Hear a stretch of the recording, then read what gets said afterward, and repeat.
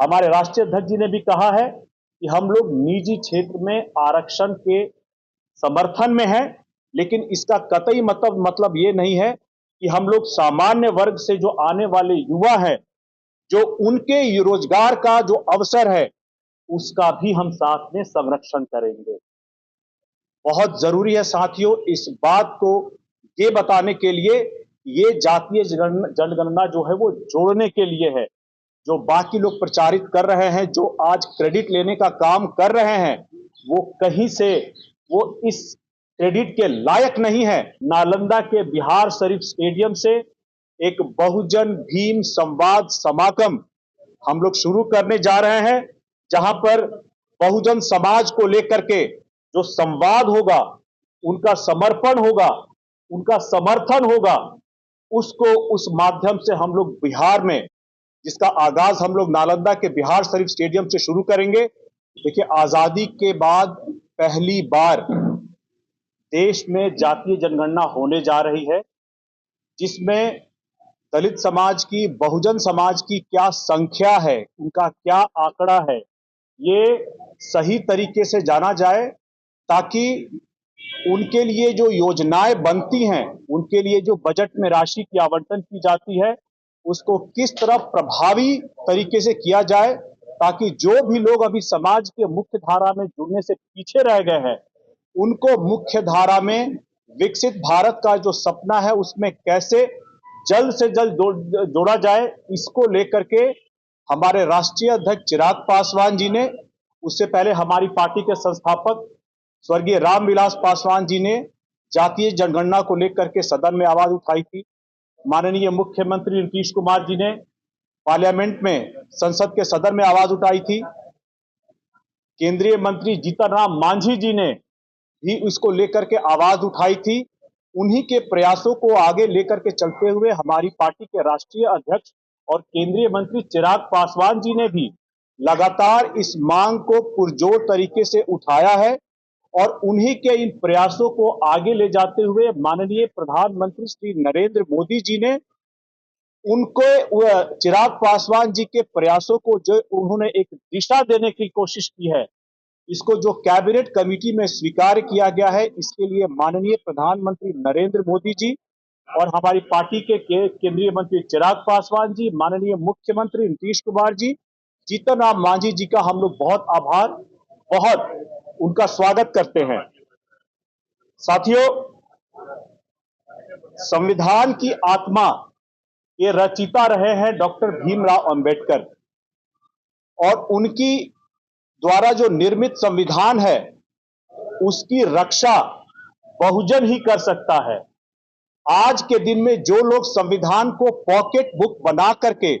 सिर्फ सदन में लहराने का काम करते हैं, उनको ये बताना जरूरी है कि आप ही लोग थे जिन्होंने इस बात का विरोध किया था कि ड्राफ्टिंग कमेटी के चेयरमैन डॉक्टर अंबेडकर ना बने।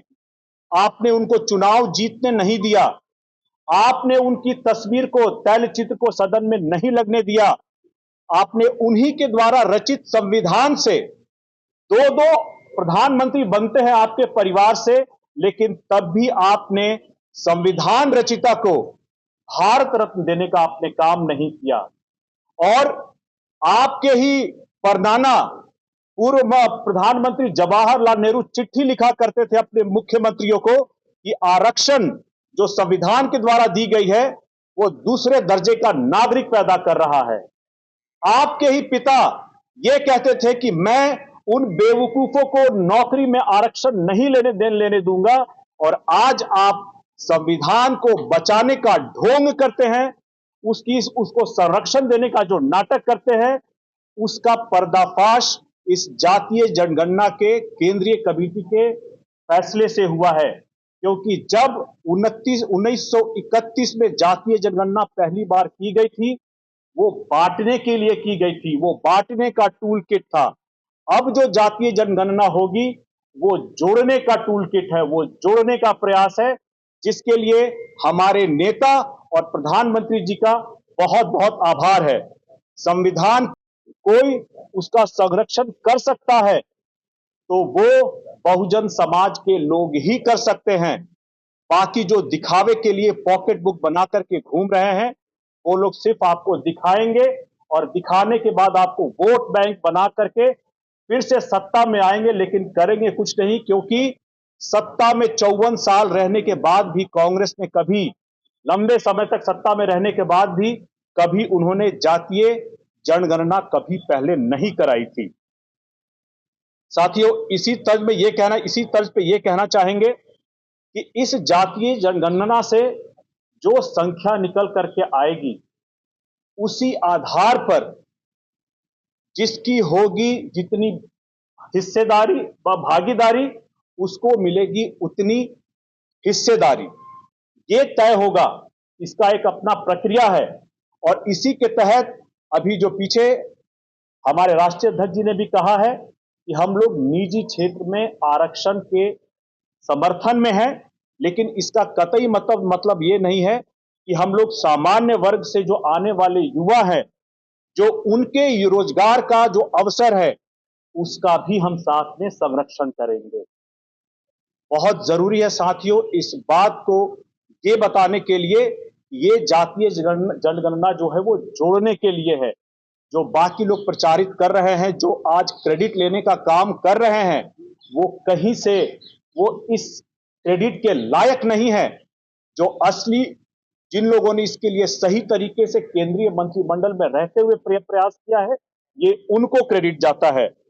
हम लोग इसी सिलसिले में जो बहुजन समाज के लोग हैं, उन सभी का धन्यवाद करने के लिए, अपना आभार प्रकट करने के लिए, अपने नेता